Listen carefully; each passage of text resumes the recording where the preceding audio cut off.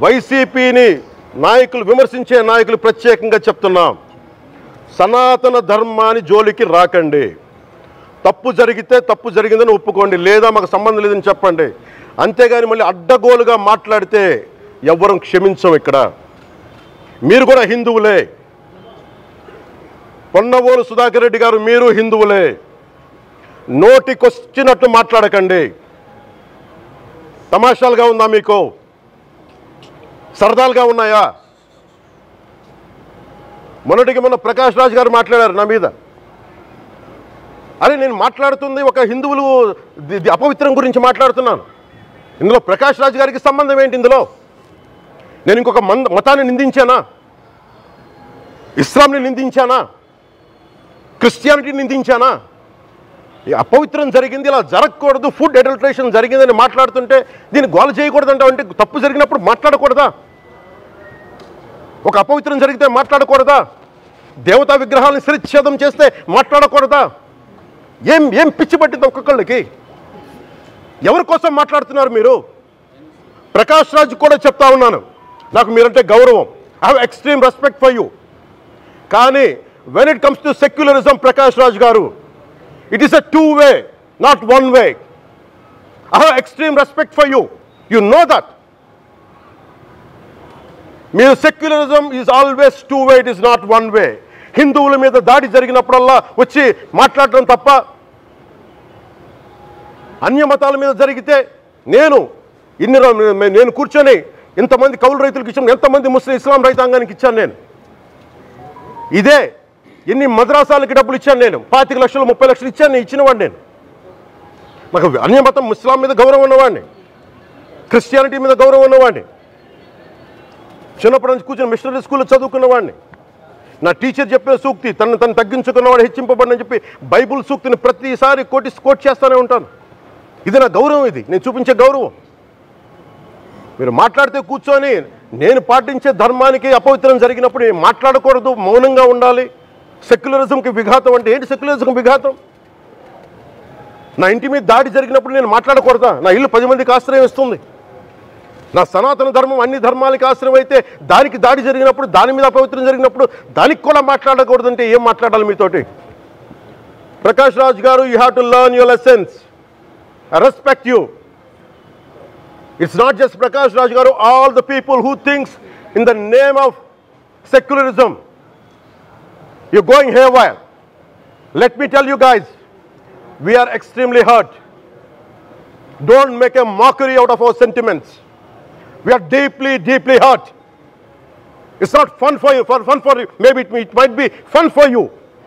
It is not fun for us. It's a deep anguish, deep pain. Don't you ever forget. Before you come and think 100 times and talk about Sanatana Dharma. Enough of this. చాలు. ఇష్టానికి మాట్లాడుతూ ఉన్నారు సనాతన ధర్మం మీద.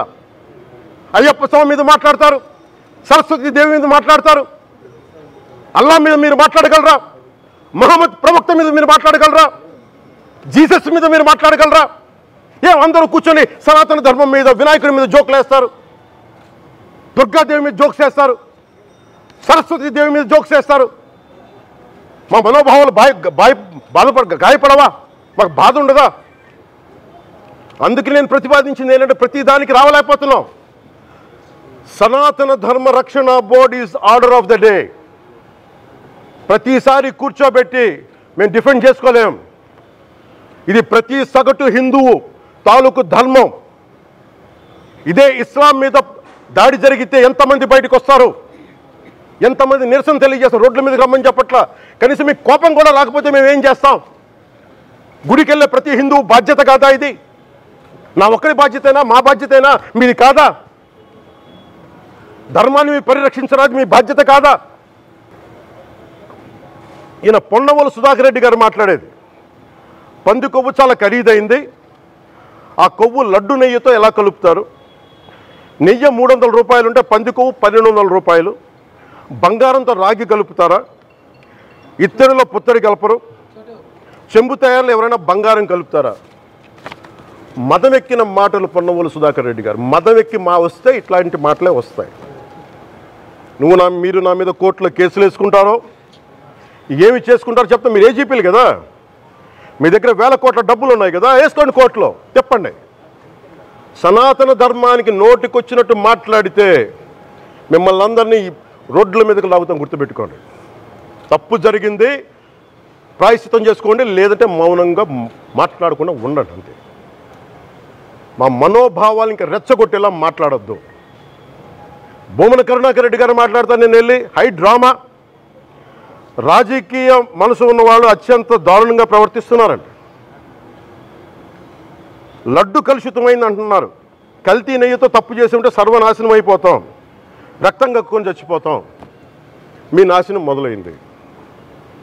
రెండోది అది భగవంతుడికి వదిలేస్తున్నాను. ఇంకా పైన చెబుతాడు, మక్కలు ఎరకొడతా. ఎవడ మక్కలు ఎరకొడతాడు?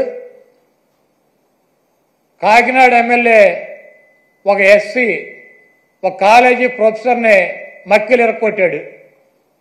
నువ్వేం చేసావు? ఎమ్మెల్యే మక్కలు ఎరకొట్టావా?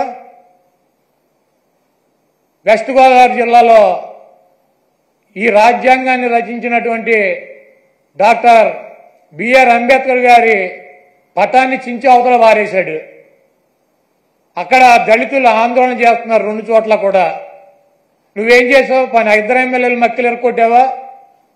ఈ రాష్ట్రంలో నీ పార్టీ కార్యకర్తలు నాయకులు బరి తెగించి రోడ్ల మీద వైఎస్ఆర్ కాంగ్రెస్ పార్టీ కార్యకర్తలను చంపుతున్నారు, నాయకులను చంపుతున్నారు.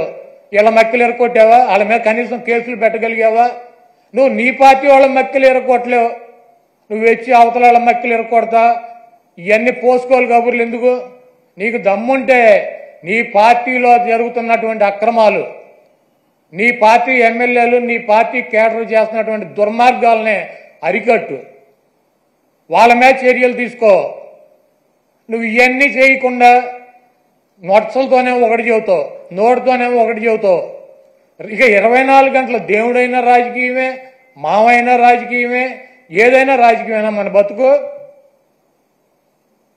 కాబట్టి చంద్రబాబు నాయుడు చేసినటువంటి ఈ దుర్మార్గానికి, వెంకటేశ్వర స్వామి మీద, ఆయన ప్రసాదం మీద జరిగినటువంటి బురదకి ఆ స్వామిని క్షమించమని చెప్పి, ఈ చేసినటువంటి చంద్రబాబు చేసినటువంటి ఈ దుర్మార్గానికి, ఈ పాపానికి ఏమన్నా శిక్ష వేస్తే ఆయనకి వేయండి, కానీ ఈ రాష్ట్ర ప్రజలకు కానీ దీంట్లో తెలవక ఎవరన్నా సమిధులైతే వాళ్ళని వదిలేయమని చెప్పి 28వ తారీఖున వైఎస్ఆర్ కాంగ్రెస్ పార్టీ నాయకులు, కార్యకర్తలు, అదేవిధంగా ఆ వెంకటేశ్వర స్వామి భక్తులు మీకు అందుబాటులో ఉన్నటువంటి దేవాలయాల్లో పూజలు చేసి చంద్రబాబు చేసినటువంటి ఈ పాపాలకి, చంద్రబాబు చేసినటువంటి ఈ దుర్మార్గానికి, చంద్రబాబు దిగజారిపోయినటువంటి ఈ దిగజారుడుతనానికి ప్రత్యాత్తాపంగా మేమందరం కూడా ఈ రాష్ట్రం సౌభాగ్యంగా ఉండాలని చెప్పి వెంకటేశ్వర స్వామికి కానీ, వెంకటేశ్వర స్వామి ప్రసాదానికి కానీ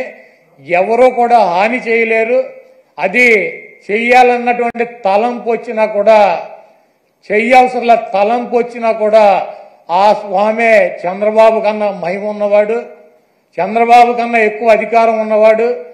చంద్రబాబు లాంటి 1,00,000 మంది చంద్రబాబులను కూడా వెంకటేశ్వర స్వామిని కన్నెత్తి కూడా చూడలేనటువంటి శక్తి సామర్థ్యాలు ఉన్న ఆయన తప్పు ఈ కార్యక్రమంలో ఆయన పేరు అడ్డం పెట్టుకుని ఎవరైతే ఈ దుర్మార్గానికి పాల్పడ్డారో ఆ దేవుడే, ఆ వెంకటేశ్వర స్వామి ఆ వ్యక్తి మక్కిలెరకొట్టి ఒక మూల కూర్చోబెట్టే పరిస్థితి త్వరలోనే మనం అందరం చూస్తాం.